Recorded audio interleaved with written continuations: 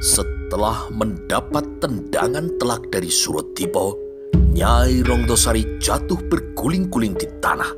Dan akhirnya ia pun mengaduk menahan sakit di sekujur tubuhnya, terutama pada bagian tangan.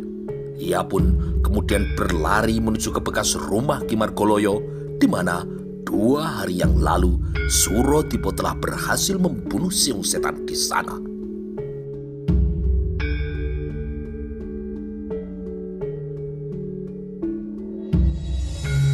Dengan terhuyung-huyung, akhirnya Nyai Rongtosari berhasil sampai di tempat persembunyian Ki Reksoboyo di bekas rumah Ki Margoloyo. Meskipun kini ia berjalan terseok-seok sambil menahan sakit di sekujur tubuhnya. Ki Reksoboyo dan juga Ki Rono Tikusilo kini terkaget-kaget melihat kedatangan salah seorang anak buah mereka yang telah mereka susupkan di kedai makan desa Sawojajar itu. Namun kekagetan mereka kini langsung berubah menjadi kemarahan karena Ki Reksoboyo telah melarang Nyai Rongtosari untuk datang ke tempat persembunyiannya kecuali kalau ia yang memintanya untuk datang. Dengan wajah yang murka, kini Ki Reksoboyo meluapkan kemarahannya pada Nyai Rongtosari. Ia tidak mempedulikan luka-luka yang tengah diderita oleh perempuan tua itu. Sudah aku bilang, jangan datang kemari kalau aku tidak minta.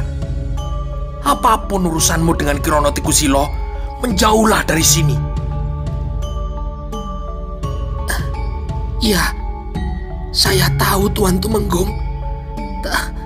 Tapi pendekar bayaran itu mengatakan bahwa ia tahu segalanya. Saya pikir itu adalah hal yang penting untuk saya laporkan. Pendekar bayaran itu sudah tahu identitas panjenengan dan juga dengan Ki Rono, jawab Nyai Rongtosari dengan gelagapan. Ki Rono mendelik mendengar ucapan dari Nyai Rongtosari itu. Nyai, apa kau tidak berpikir kalau itu hanya tipuan? Nyai Rongtosari menelan ludahnya, mendapati tatapan mata kiri Ki Rono yang setajam pedang dan selalu menebarkan hawa untuk membunuh. Tentu, tapi kau tahu aku sangat berhati-hati, Kakang.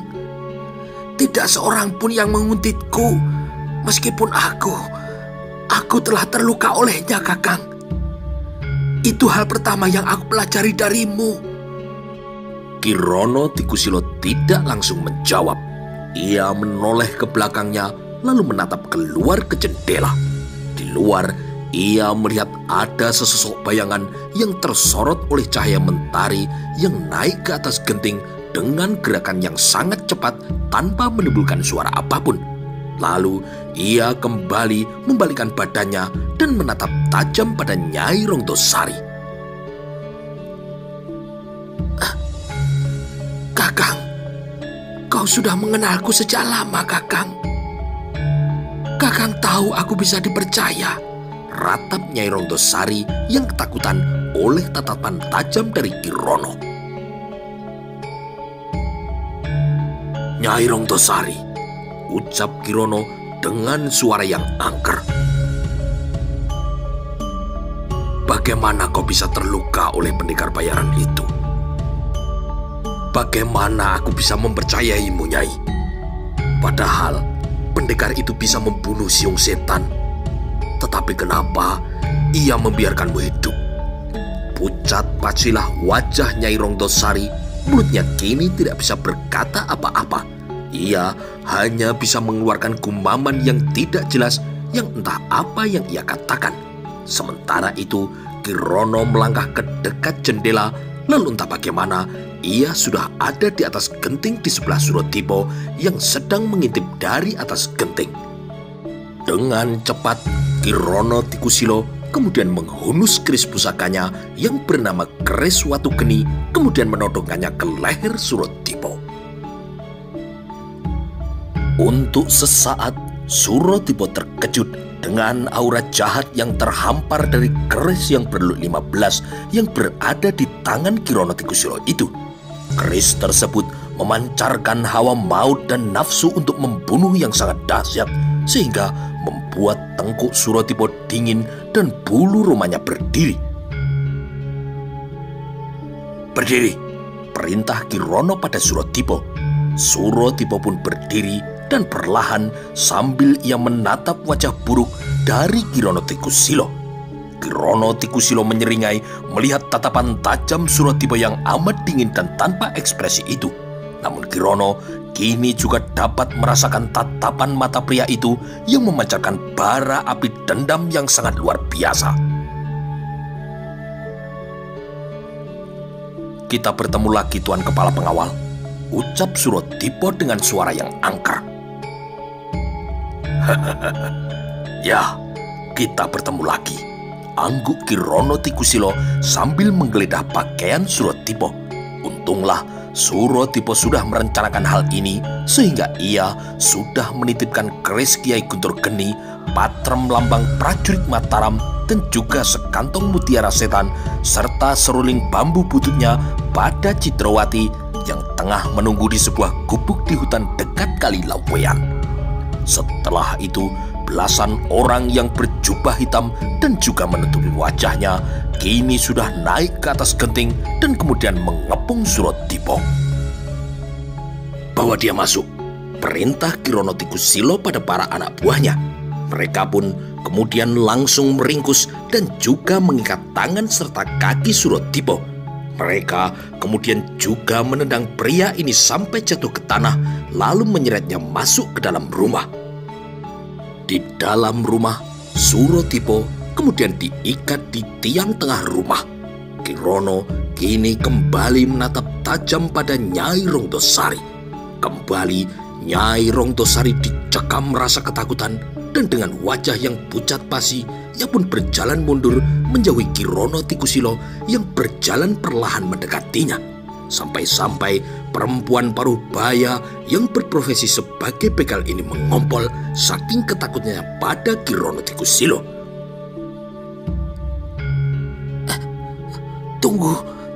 Tunggu Kakang. Aku..." Kirono menyeringai buruk hingga wajahnya kini nampak kian menyeramkan. "Jadi tidak ada yang mengutipmu, Nyai?" Sambil terus berjalan mundur, Nyai Rongtosari menggeleng-gelengkan kepalanya. Tidak Kakang. Tidak. Kakang harus percaya padaku. "Akan kutunjukkan bagaimana caraku untuk mempercayaimu, Nyai," sahut Kirono sambil terus melangkah mendekati Nyai Rongtosari. "Tidak Kakang. Tidak. Jangan Kakang." "Minggat Tokono!" sentak Kirono sembari mengirimkan sebuah tendangan yang mengandung tenaga dalam yang teramat dahsyat ke dada Nyai Rongtosari. Perempuan paruh baya ini pun kini terlempar keluar dari dalam rumah. Nyai Rongtosari jatuh berguling-guling, lalu ia muntah darah. Kirono menyeringai melihat keadaan dari Nyai Rongtosari yang lukanya semakin parah akibat tendangan dari kaki kanannya. "Kau ingin aku mempercayaimu, Nyai? Satu-satunya cara agar aku bisa percaya kepadamu adalah ketika kau berada di neraka." "Tidak Kakang. Tidak. Ampun Kakang. Tunggu," jerit Nyai Rongtosari. Tiba-tiba saja satu sinar yang berwarna biru gelap yang disertai angin yang teramat dingin hingga menimbulkan bunga-bunga es kini langsung melesat menghantam dadanya. Kini tewaslah begal dari Gunung Sumbing ini dengan sekujur tubuh yang membiru dan darah yang menghitam mengalir dari mulut dan hidungnya. Setelah membunuh Nyai Rongtosari dengan tanpa ampun, Kirono Tikusilo kemudian kembali masuk ke dalam rumah, lalu menghampiri Suratipo dan kemudian mengamati wajah pria ini.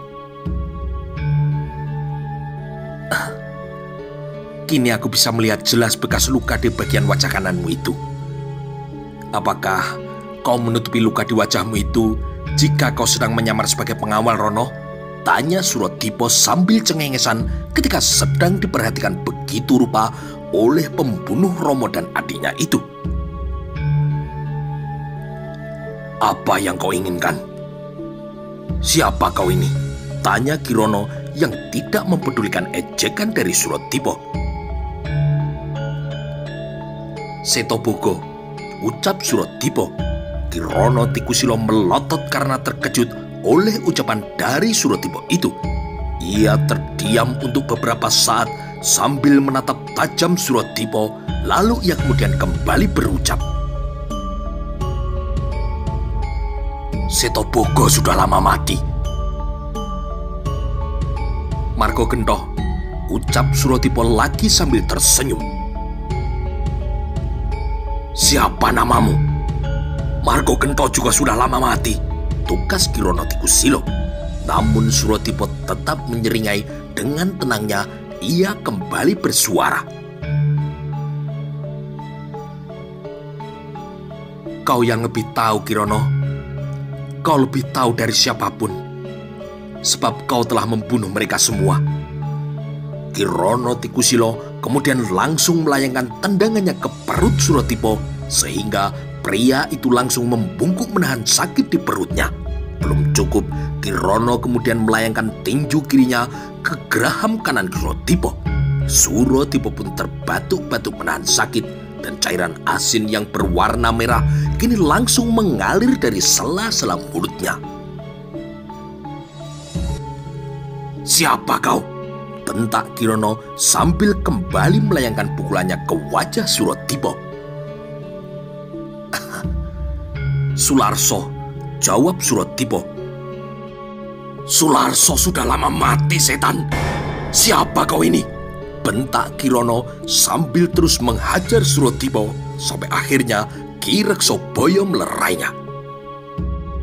Kirono kini menoleh pada Ki Reksoboyo yang tengah menghampirinya. Ki Reksoboyo kemudian menatap wajah Suradipa yang sudah babak belur dihajar Kirono. Siapa kau ini? Tidak mungkin kau hanya mau menagih bayaranmu, bukan? Namun yang ditanya kini malah tertawa.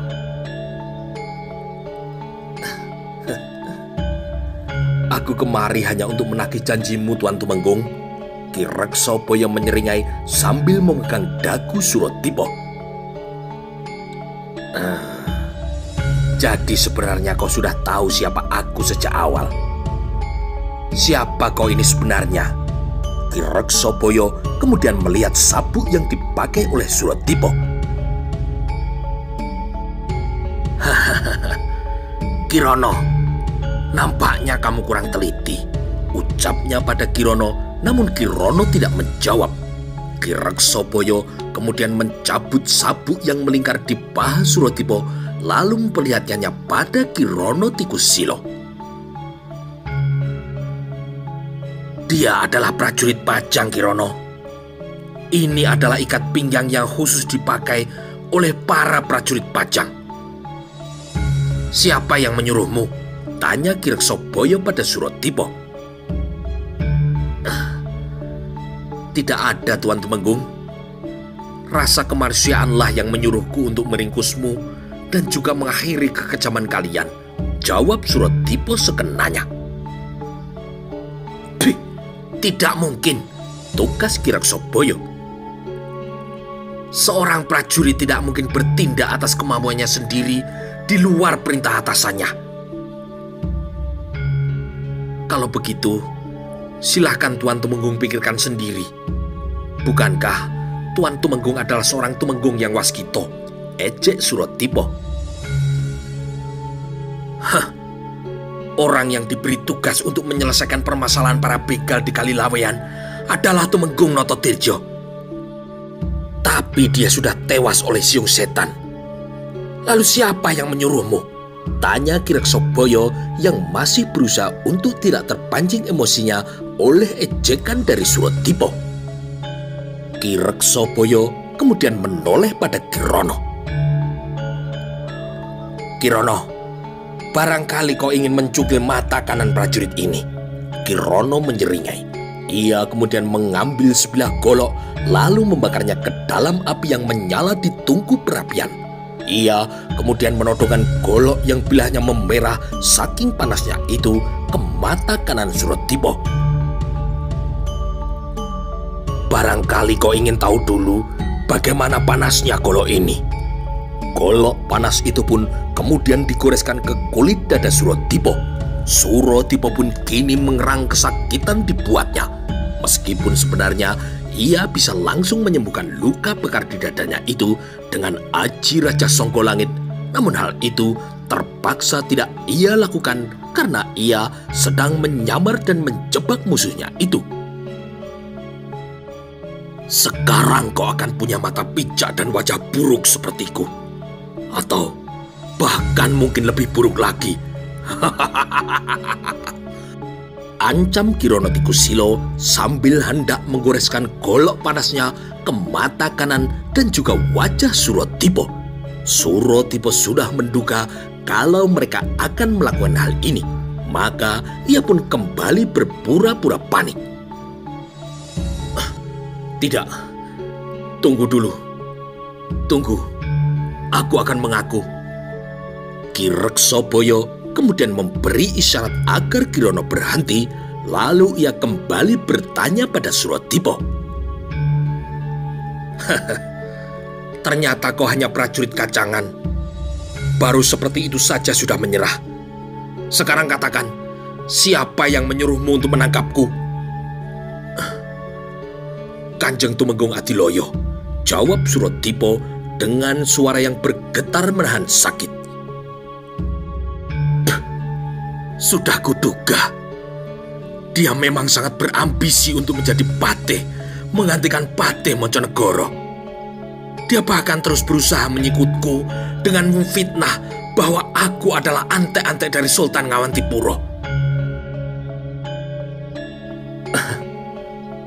Bukannya Tuan Tumenggung memang penjilat Sultan Ngawantipuro, sehingga jabatan Tuan bisa selamat, sementara para pejabat yang setia pada Gusti Pangeran Benowo dipecat dan diusir ke Jipang Panolan. Kembali, kini Suratipo mengejek Tumenggung Reksoboyo untuk semakin memancing amarahnya. Suratipo memang sengaja menjebak Tumenggung Adiloyo dan Tumenggung Reksoboyo dengan mengadu domba mereka. Karena baik Tumenggung Adiloyo maupun Tumenggung Reksoboyo adalah dalang di balik segala keonaran yang terjadi di negeri Pajang. Tumenggung Adiloyo yang bernafsu ingin menggeser kedudukan dari Patih Monconegoro dan juga tidak menyukai orang-orang Mataram. Sementara itu, Tumenggung Reksoboyo adalah seorang penjilat yang rela melakukan segala cara demi kenaikan jabatan serta menyelamatkan posisi dirinya. Ia menjilat mantan Sultan Pajang sehingga saat itu ia bisa selamat dari pemecatan jabatannya. Namun akibatnya setelah Pajang kembali dikuasai oleh Pangeran Benowo, ia dituduh sebagai pengkhianat negeri. Maka kemudian ia pun menyiapkan rencana pemberontakan dengan bekerja sama dengan Kirono Tikusilo untuk membuat onar di sekitar kota Raja Pajang sambil menunggu kesempatan untuk membunuh Pangeran Benowo. Diam kau! Satu tonjokan dari Ki Reksoboyo kini bersarang di perut Suratipo, sehingga kini kembali Suratipo terbatuk-batuk sambil mengeluarkan darah dari mulutnya. Sekarang katakan, ada di mana Adiloyo itu? Apakah dia menunggu kabar darimu untuk menggempurku kemari? Bentak Ki Reksoboyo. Dia ada di tempat pertapaannya, di Gua Cadas Ngampar Gunung Kendeng, jawab Suratipo dengan mengap-ngap menahan sakit di sekujur tubuhnya. Kirono, ucap Ki Reksoboyo pada Kirono Tikusilo. Pergilah ke Gua Cadas Ngampar dan bunuh Tumenggung Adiloyo. Kirono Tikusilo diam tidak langsung menjawab.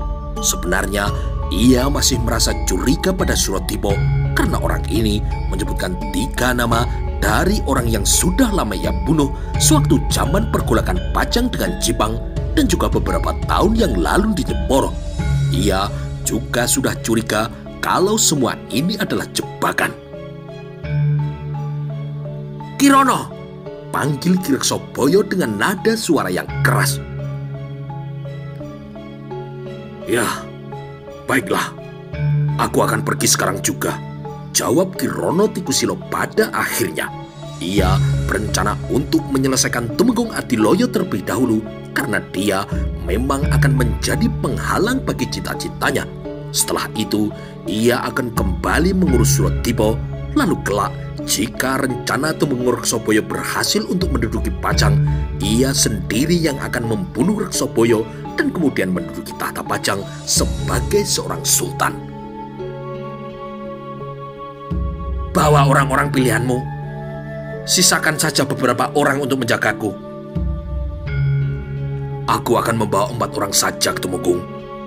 Sisanya akan tetap di sini untuk menjaga keselamatanmu," jawab Kirono Tikusilo sambil menunjuk Suratipo. Kirono pun kini kemudian berkelebat pergi. "Jaga dia," perintah Ki Reksoboyo pada 2 orang yang berjubah hitam untuk menjaga Suratipo. Sementara ia kemudian masuk kembali ke dalam sebuah kamar.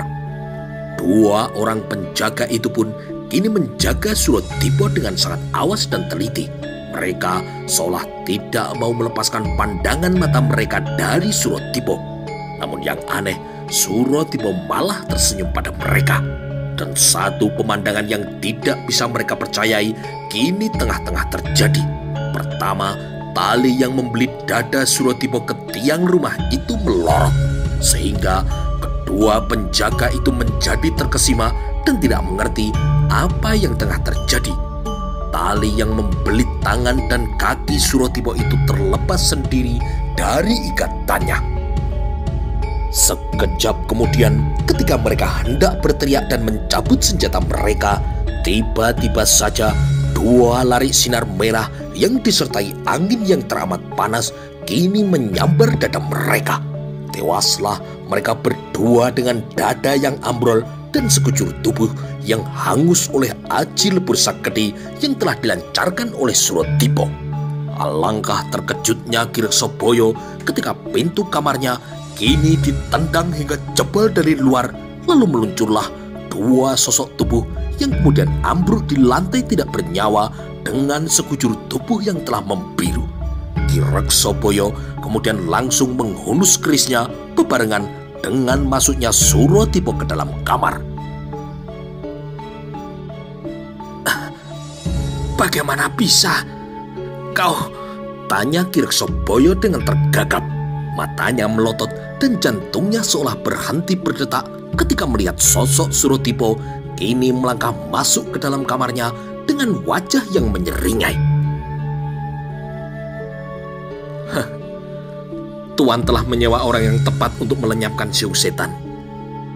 Maka seharusnya Tuan tidak perlu heran kalau saya bisa membebaskan diri dan juga membunuh 2 penjaga Tuan. Itu tidak ada apa-apanya dengan pertarungan saya ketika melawan siung setan itu, ucap Suratipo dengan jumawa yang memang ia sengaja menggoda Ki Reksoboyo. "Setan keparat!" bentak Ki Reksoboyo sembari menusukkan kerisnya ke arah dada Suratipo. Yang diserang kini malah tertawa terbahak-bahak dan dengan entengnya ia menangkap keris pusaka di tangan Ki Reksoboyo dan dengan tangan kanannya ia kemudian merebut dan kembali. Apa yang terjadi sangat mencengangkan bagi Tumenggung Reksoboyo. Suratipo meremas-remas keris pusaka Ki Reksoboyo yang terkenal sangat ampuh itu dengan menggabungkan aji lebur saketi dan juga aji wojo ireng hingga keris itu kini hancur menjadi abu. Nah sekarang, apakah kita bisa berbicara dengan tenang Tuan Tumenggung? Tanya Suratipo sambil menghampiri Ki Reksoboyo yang jatuh terduduk di atas kasur. Suratipo menyeringai sambil menatap tajam pada Tumenggung Reksoboyo. ternyata sangat mudah untuk menemukanmu, Tuan. Sepertinya aku tidak perlu harus membunuh Tuan sekarang. Karena Tuan akan selalu meninggalkan lendir jejak Tuan seperti seekor siput. Entah mengapa senyum lebar dari Suratibo ini menjadi nampak sangat menakutkan bagi Tumenggung Reksoboyo. Ia sungguh tidak menduga bahwa Suratibo mempunyai hawa membunuh yang sama mengerikannya dengan Kirono Tikusilo. Auranya yang tidak ia lihat ketika ia mendapatkan ide untuk memakai Suratibo untuk menyingkirkan saingannya, yaitu Siung Setan. Tuan Tumenggung, ucap Suratibo dengan tetap menyeringai, namun tatapan matanya masih setajam pedang pada Ki Reksoboyo. Selain seorang pejabat negara, nampaknya Tuan juga mahir berdagang. Tuan mempunyai naluri berdagang yang sangat kuat, seperti yang Tuan katakan pada saya tempo hari. Apa yang kau inginkan? Tanya Ki Reksoboyo yang langsung tanggap pada arah ucapan Suratibo. Tugasku bukan menangkapmu, Tuan Tumenggung. Tugasku hanya melenyapkan Siung Setan dan juga hantu kelelawar hitam. Tumenggung Reksoboyo terdiam. Ia menunggu Suratibo untuk menyampaikan maksudnya. Tuan Tumenggung, sejatinya aku adalah pendekar sewaan. Tumenggung Adiloyo membayar saya untuk menjadi prajurit pajang di bawah kesatuannya. Jadi pada intinya, aku tidak peduli pada halnya di luar tugasku. Aku juga tidak peduli pada siapa aku bekerja. Yang penting, aku bisa menyelesaikan tugasku. Sang elang Mataram kemudian kembali menatap tajam pada Ki Reksoboyo. Jika aku gagal, maka akan terus ada orang sepertiku yang akan mengejar kelelawar tua itu. Yang artinya, orang itu akan juga mengejarmu. Apa Tuan Tumenggung pikir orang seperti Tumenggung Adiloyo itu cuma satu? Suratibo kemudian menepuk pundak Ki Reksoboyo, sedang tangan kirinya kini menunjukkan beberapa peti yang berisi uang serta perhiasan hasil rampokan Ki Reksoboyo dan Kirono. Tuan Tumenggung, naluri pedagangmu pernah satu kali salah menilaiku. Sekarang akan aku beri satu kali lagi kesempatan untuk menggunakan naluri dagangmu itu, Tuan. Akan kau apakan seluruh uangmu ini? Tumenggung Reksoboyo tidak menjawab. Ia hanya menatap penuh rasa penasaran pada Suratibo. Akan aku beri petunjuknya, ucap Suratibo. Juragan Senjoyo dari Jeporo dan juga seorang buronan yang bernama Sularso adalah dua orang yang membayar Kirono Tikusilo untuk menjalankan pekerjaan kotor mereka. Juragan Senjoyo membayar Kirono untuk membunuh Sularso, dan Sularso kini membayar Kirono untuk membunuh Juragan Senjoyo. Dan ternyata kelelawar tua itu menyanggupi dan menerima pekerjaan dari kedua orang itu. Mereka berdua akhirnya tewas oleh Kirono. Aku tahu, aku juga sudah bersiap untuk mengenyahkan Kirono, tukas Ki Reksoboyo yang terpancing oleh umpan Suratibo. Lalu menurut naluri pedagangmu itu, kapan kira-kira panjenengan akan melakukannya? Sekedar warta tambahan, Tuan Tumenggung. Yang pasti, panjenengan pun juga sudah tahu. Para pejabat pajang kini sedang berlomba-lomba untuk menangkap panjenengan. Kira-kira apa yang akan Kirono lakukan begitu dia menyadari bahwa rencana jenengan untuk memberontak dan juga menduduki kota Raja Pajang itu gagal? Tekan Suratibo. Atau bagaimana jika Kirono menerima kesepakatan dengan Tumenggung Adiloyo? Seperti saat ia menerima pekerjaan dari Sularso untuk balik membunuh Juragan Senjoyo yang telah menyewanya terlebih dulu untuk membunuh Sularso. Pungkas Suratibo yang kemudian berkelebat pergi menghilang dari pandangan Ki Reksoboyo yang melongo menatap arah hilangnya Suratipo. Sementara itu, dari atas sebuah cabang pohon, Suratipo berhenti sebentar lalu menatap dua makam dengan dua nisan tidak bernama di bagian belakang. Kedua makam tersebut tidak lain adalah makam Ki Margoloyo beserta istrinya yang merupakan orang tua Retno Jumini yang nyaris menjadi mertua Suratipo. Suratipo menghela nafas berat dan teringatlah bagaimana ia dulu ketika ia menggali kuburan untuk kedua orang tua Retno Jumini itu. Sementara mantan calon istrinya tersebut menangis sesenggukan sambil tidak henti-hentinya mengucap sumpah serapah untuk seluruh penduduk desa Banyu Urip. Suratipo kini segera mengenyahkan bayangan-bayangan dari masa lalunya yang mengharu biru itu. Ia kemudian menganggukkan kepalanya perlahan sebagai tanda penghormatan kepada dua makam tersebut. Sekejap kemudian Suratipo kembali berkelebat meninggalkan reruntuhan desa di kampung halamannya tersebut.